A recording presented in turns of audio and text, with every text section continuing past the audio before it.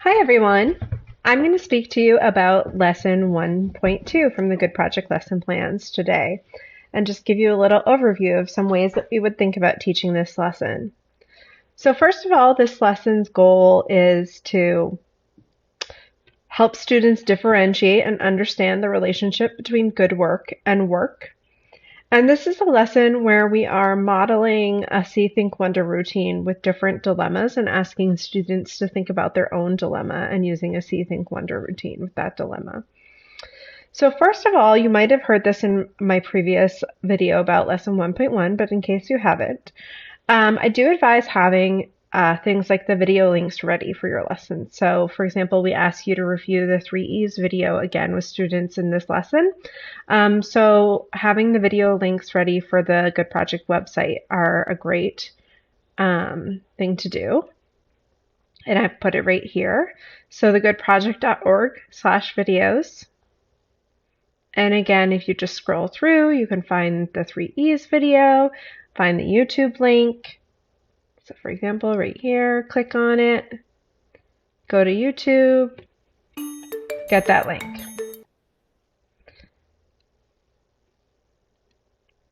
Having that ready can help out.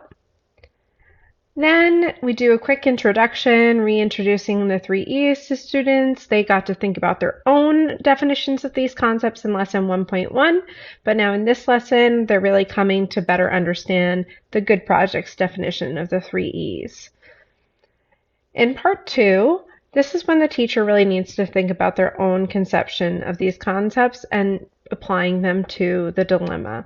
So for example, we're asking the teacher to do their own modeling of a See, Think, Wonder routine with the dilemma, the meaning of grades. A few different things to keep in mind. First of all, we have video dilemmas for some of our dilemmas, and we are looking to make more. So again, on our video page, if you scroll down, you'll see that we have animated dilemmas for several of the dilemmas that are used in our Good Project lesson plans. So we have Beyond the Science Club, When in Doubt, Make it Excellence, which is in this lesson, as well as the meaning of grades right here. So if you feel like it would be better for your students to show a video, there's not time for reading the whole dilemma, or for whatever reason you'd rather use a video, they are available for several of the dilemmas. Second of all, you don't have to read the whole dilemma. If you feel like there isn't time for the whole dilemma to be read, or for whatever reason it doesn't work for your class, each dilemma has a summary right on the top, and you could only focus on that summary. The whole dilemma is there to provide more context and additional details about the situation, but we have summarized each of them as well. So that's just some background on the dilemmas. Now, for example, if you are going to be modeling the See, Think, Wonder routine, we ask, what do you see? What do you notice? How does it relate to the 3E's? What does the narrative make you think about? Does it relate at all to your own life? What does the situation make you wonder? Do you have unanswered questions? So looking at the dilemma, I just want to point out some of the things that I see, think, and wonder. So first of all, I've highlighted some of the things that I see here. I see that he's an engineering professor. He wants his students to grow, take chances, try new things. He feels like he's in a major dilemma because he has a commitment to grades and he refuses to inflate them. But he knows that his students have difficulty gaining acceptance because their averages aren't as high. He recognizes this, but he has sort of a commitment to grading fairly. He wants to approach grading fairly. So I really see a commitment to excellence in this. He's really trying to be a good teacher. He wants his students to grow. He wants them to try new things. He wants to approach grading fairly. There's this strong commitment to excellence that comes through all of the things that I'm seeing here when it relates to the Good Project 3E's. It makes me think that he is probably a very ethical person. He's probably somebody who's willing to go against the norms, given the fact that Clearly, these students or students around him are getting their grades inflated, and that seems to be the norm around Stephen, but he is willing to go against that because he believes that's what's right. So clearly, he's willing to sort of go against the grain if he thinks that's what's right and ethical or what is going to contribute to excellence. However, he also thinks that he needs to be a good teacher. That's clear because he wants his students to grow. What I wonder, though, is whether he only treats some of his students this way. Does he treat all of his students this way? Also, has he thought through the implications of what sort of the ultimate justice or fair approach is in the end? Based upon who gets in and who doesn't get into the schools? Is it fair that other students are getting into these schools and his students aren't because of his grades?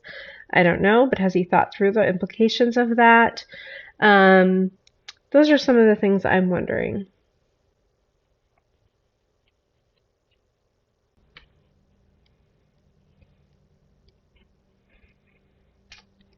Then you would give the students the when in doubt, make it excellent dilemma, which is at the end of this lesson. Again, we have a video version of that, so you could give them the video dilemma if you wanted to. You could tell them to just read the summary, or you could have them read the full dilemma. We say in here in the lesson to have them do this as a full class together. You might also break them up into small groups and have them do it together in small groups and then come back together.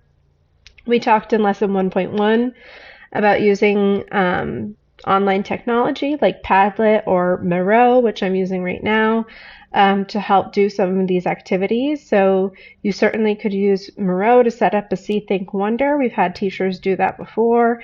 You could have Padlet as a See, Think, Wonder. You can put things in columns on Padlet and write See, Think, Wonder and have students put comments under that. That would be another way to do it. Or you could just write it on the board or write it on a piece of paper.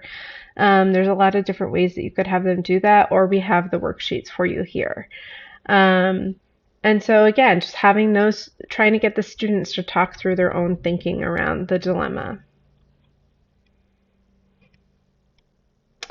Finally, we ask the students to try and do this with their own dilemmas in their life. So a time where they've felt like they don't really know what the right thing is to do. We find that this is the hardest part for students. A lot of times students aren't sure what a dilemma is. They're not able to think of a dilemma when asked to. So I would say if there's a part that you need to cut out of this lesson, it would be part 4, because it's probably going to be the most difficult part for students and might take the longest. You could say that maybe that's the part you need to focus on then the most, and I would not deny that, and perhaps this is a part that you want to take out and move to a whole nother lesson, and that would be great, because we certainly think that students do need to think about this. But if you only have time for 45 minutes and only can do parts of this lesson, this might be the part that you want to take out. Finally, in the homework assignment, again, as we talked about in lesson 1.1, it will really depend on the norms of your school, whether you're doing homework or not in the lesson plans, but you should always feel free to use alternative methods. You know, we ask them to write a paragraph about good work and a paragraph about work, but you could always do videos, you could do artistic methods, you could do photographs, you could do so many other ways to do this assignment, so you should always feel free to assign an alternative method. I think that's it for now. Hope this is helpful.